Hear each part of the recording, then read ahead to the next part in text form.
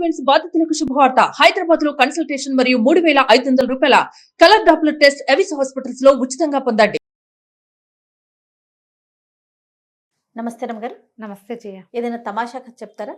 పూర్వం ఒక బ్రాహ్మడు ఒక ఆయన ఉండేవాడు, శుద్ధమతి ఆయన పేరు. ఈయన కాశీలకు వెళ్ళి చదువుకొచ్చాడు. కాశీలో చాలా సంవత్సరాలు చదువుకుని 10వ ఏట వెళ్ళిపోయి 40 ఏళ్ళు కాశీలో చదువుకుని 50వ ఏట స్వగ్రామానికి వచ్చాడు. సరే, అంత పరమ విద్వాంసుడు, చాలా గొప్పగా చదువుకున్నాడు.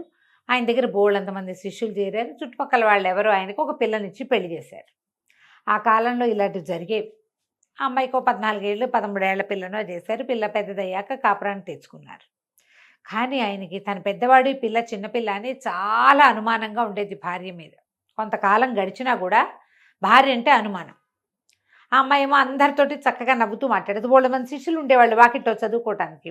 అందరితో నవ్వు మొహం పెట్టి మాట్లాడేది. ఆ పిల్ల సహజంగానే నవ్వు ఫేసు.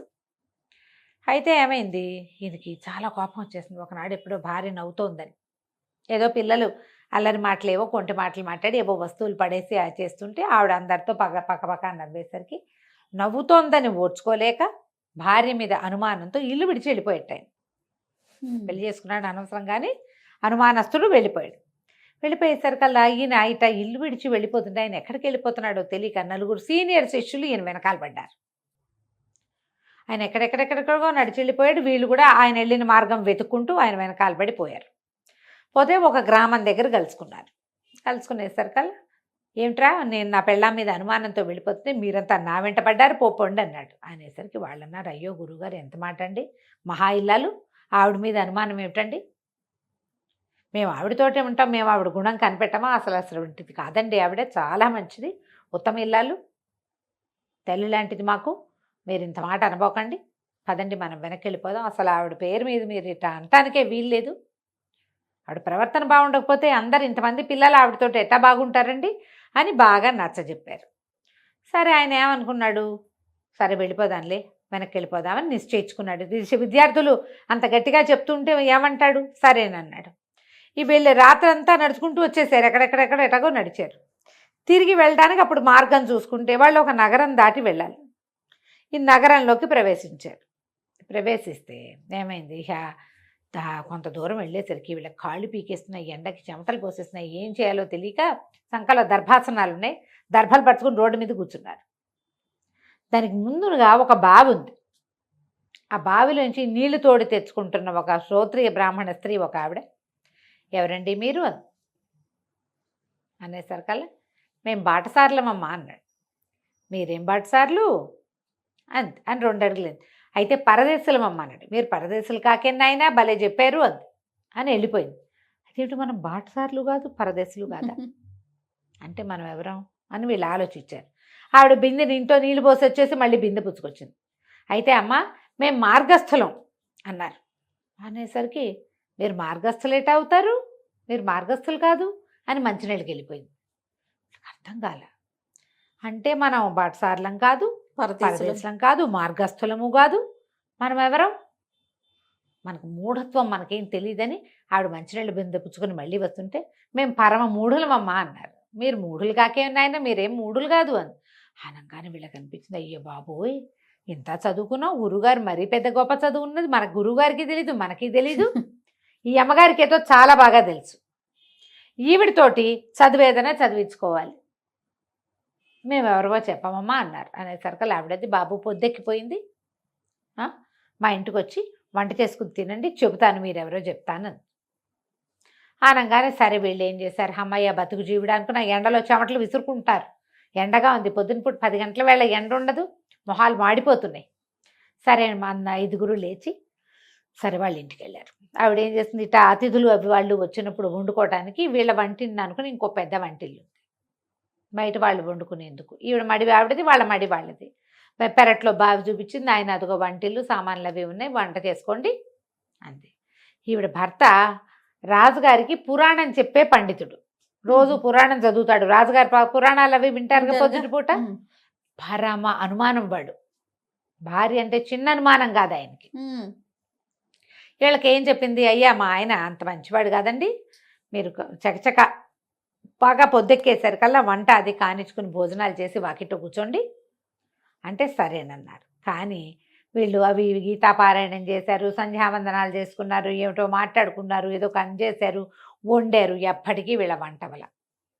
ఈ లోపల ఆవిడ వంట అయిపోయింది. ఆయన రాని వచ్చాడు. ఆయన అప్పుడే గురువుగారు రామాయణం చెప్పి భారతము నడిచి ఇంటికి వచ్చి చూసేసరికి అలా ఏముంది, వంటింటి ఎవరో మగవాళ్ళు తిరుగుతుంటే గబగబా యువతల వైపు నుంచి ఆ వంటింటి గడి పెట్టేసి తాళం పెట్టి పరిగెత్తుకుంటూ మళ్ళీ రాజుగారి దగ్గరికి వెళ్ళిపోయాడు.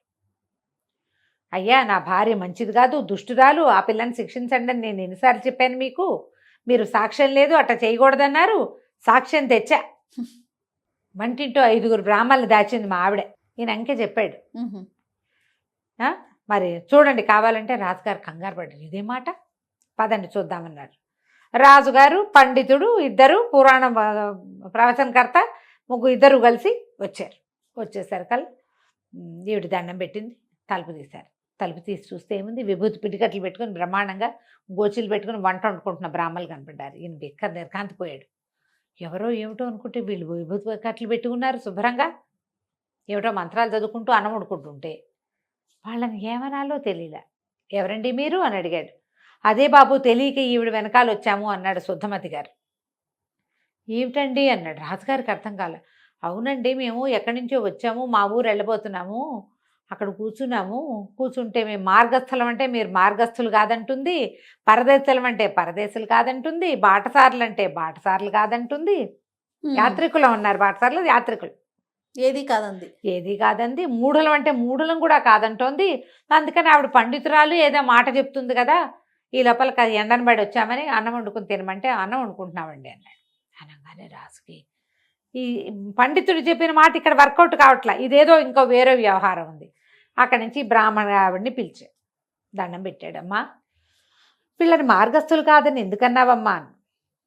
మార్గస్థులైతే దారి మధ్యలో కూర్చుంటారండి ఎవరైనా? వీళ్ళు దారి మధ్యలో దర్భలు వేసుకుని కూర్చున్నారు.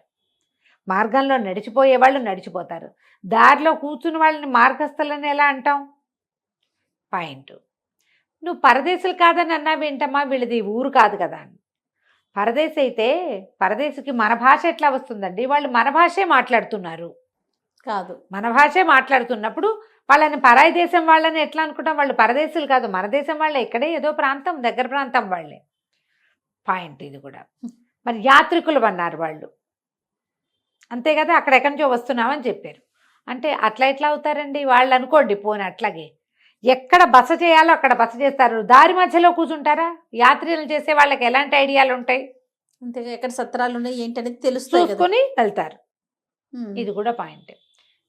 ఈ పాయింట్లన్నీ వర్కౌట్ అయ్యాక రాజుగారు రండి, మీరు మూఢులు కాదని అన్నావుట కదమ్మా, మూఢులు కాదంటావా అమ్మా వీళ్ళని? ఆవిడ మాట్లాడకుండా చెప్పాల సమాధానం. రాజుగారు ఈవిడేదో కంగారు పెడుతోందని, అమ్మ నువ్వేం భయం లేదు, నువ్వేం చెప్పినా సరే. ఈవిడంది, వాళ్ళు మూఢులు ఎందుకు అవుతారండి? మిట్ట మధ్యాహ్నం అపరాహ్న వేళ 5 బ్రాహ్మణుడు వంటింట్లో ఉంటే ఆ 5 తన పెళ్ళామే దాచిందని చెప్పే పండితుడు, అంత మాట పండితుడు చెబితే దాని వెనకాల నమ్మి వచ్చే రాజు కంటే మూఢులు ఎవరైనా ఉంటారా లోకంలో? మిట్ట మధ్యాహ్నం వేళ ఎవరైనా వ్యవహారాలు చేస్తారా? అది కూడా 5 బ్రాహ్మణులతో. వాడో మూఢుడు, వాడిని నమ్మిన రాజు ఇంకో మూఢుడు. రాజుగారు నాలి కొరుక్కున్నాడు, పండితుడు కూడా సిగ్గేసింది. మరి ఏం జరుగుతోందని మనం అనాలి ఈ మాట? ఒట్టిగా ఇంట్లో మనుషులుంటేనే అనుమానమా?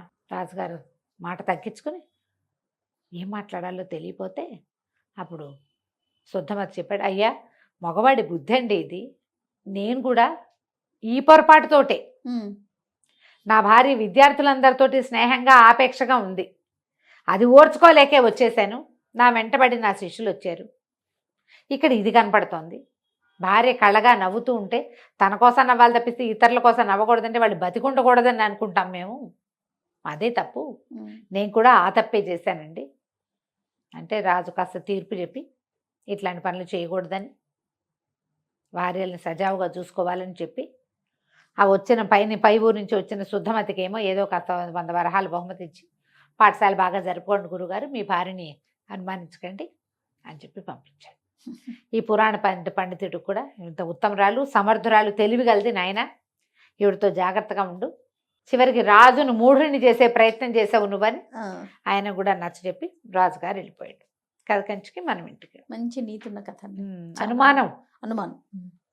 ఆ అనుమానంతో తన ఇంట్లో ఉండడు, తనే ఉండడు, తను లేనప్పుడు భార్య సంతోషంగా ఉండకూడదు, తను లేకపోతే అది మంచి చీర కట్టుకోకూడదు, పువ్వులు పెట్టుకోకూడదు, ఎవరితో నవ్వుతూ మాట్లాడకూడదు, ఇలాంటి భావాలు ఉంటాయి. ఇప్పటికీ ఉన్నారు కదా జయ. ఉన్నారు అమ్మగారు. అనుమానం పడేవాళ్ళు ఎంతమంది, ఆడవాళ్ళకే అనుమానం ఉంటుంది అనుకుంటాం. అవును. ఆడవాళ్ళ అనుమానం వాళ్ళ ఏడుపుతో పోతూ ఉంటుంది, ఏడుస్తూ ఉంటారు ఆ, అనుమానంతో. అవును. మగవాడి అనుమానం ఆడదాన్ని చంపే వరకు వస్తుంది. అవును. అనుమానంతో పెళ్ళాలను చంపేస్తారు జయ. అలాంటి కేసులు కూడా చూస్తున్నాం. చాలా చూస్తుంటాం.